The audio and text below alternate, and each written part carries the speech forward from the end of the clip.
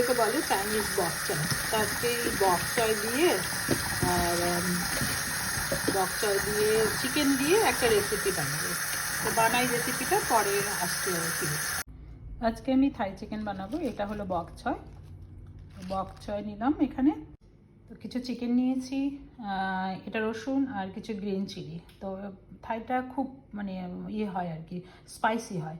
তো এইগুলোর পাশে আছে, এখানে আছে black bin soya sauce and soya sauce and the tom yum sauce. অল্প একটু তেল দিয়ে দিলাম এর মধ্যে। তেলটা একটু গরম হোক। সবার আগে দেবো রসুন।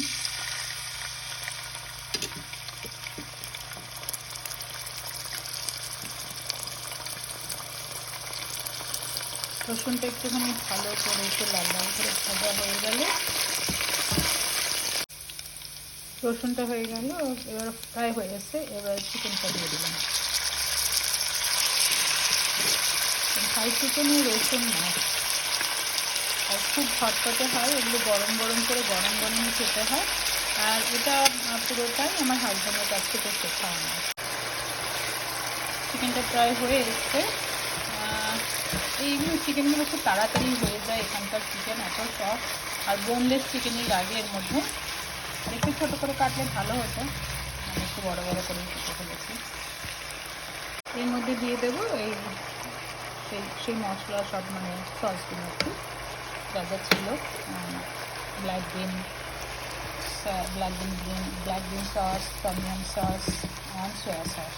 আমি সব একসাথে নিয়ে রেখেছিলাম। তো এক চামচ করে নিয়েছি।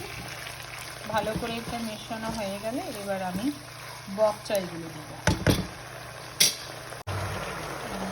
গ্রিন চিলিগুলো দিয়ে দেবো। ভালো করে মেশানো হয়ে গেছে, দ্যাটস ইট। এবার একটু হবে হয়ে আমি ঢাকনাটা ঢেকে দিয়ে রেডি টু ইট।